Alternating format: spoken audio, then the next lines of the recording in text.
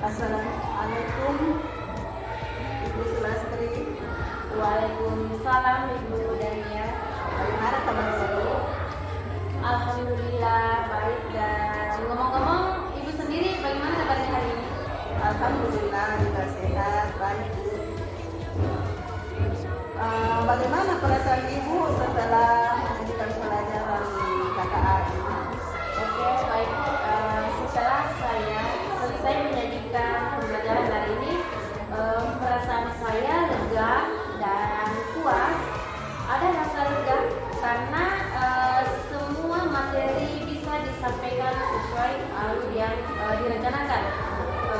Sedangkan rasa puas saya yaitu ketika saya melihat sebagian besar peserta didik dapat menunjukkan antusias dan berpartisipasi aktif, terutama ketika mereka menggunakan kecerdasan artifisial dengan macam-macam kecerdasan artifisial. Mereka mampu menggunakan dan anak-anak pun merasa senang. Oke Bu, selanjutnya pertanyaan kedua. Secara keseluruhan bagaimana penilaian Ibu terhadap jalannya proses pembelajaran tadi? Ya, secara keseluruhan saya menilai proses pembelajaran tadi berjalan baik, di mana peserta didik tampak memahami konsep yang diajarkan.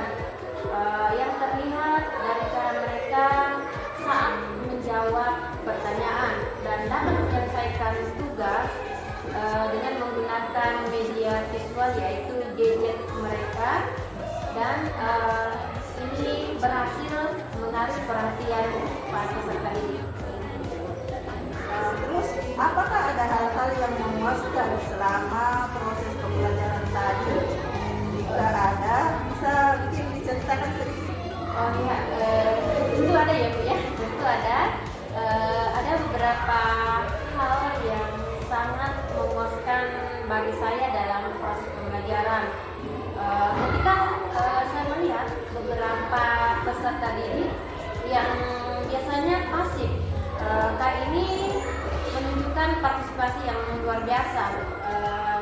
Salah satu siswa bahkan berani mempresentasikan hasil diskusi di depan kelas dengan percaya diri yang membuat saya menjadi bangga. Selain itu, saya melihat peserta didik bekerja sama dengan sangat baik. Mereka saling membantu berdiskusi untuk mencari solusi dari permasalahan yang diberikan. Oke Bu, kira-kira adakah tantangan yang Ibu rasakan dalam pembelajaran KKA ini? Ya tentunya kita sebagai pendidik ya Bu, di dalam proses pembelajaran itu tentunya banyak tantangan yang kita hadapi, terutama yang tadi saya hadapi tantangan pada saat proses pembelajaran, yaitu saya juga menyadari adanya kesenjangan pemahaman antara peserta didik yang cepat menguasai materi dan yang membutuhkan waktu yang lama. Di sini saya perlu mencari tahu ya, agar lebih efektif lagi dan mengakomodasi, karena ini menjadi satu tantangan untuk bagaimana saya terus belajar dan menjadikan siswa peserta didik tadi yang tidak tahu menjadi tahu, dan agar lebih efektif, agar mereka merasa tidak tertinggal, karena mengajarkan materi baru ini seperti coding dan kecerdasan artifisial menjadi tantangan kita. Jadi di situ saya harus terus belajar dan beradaptasi. Selain itu saya juga menyadari bahwa saya harus terus memperbaharui diri dengan perkembangan teknologi agar nantinya bisa menjadi fasilitator yang baik di dalam kelas. Terus kira-kira apa harapan Ibu ke depannya terkait pembelajaran KKA ini? Tentunya memiliki beberapa harapan peserta didik bukan hanya menjadi pengguna aktif teknologi, namun saya berharap mereka mampu memahami dan mampu menggunakan secara etis dan bertanggung jawab.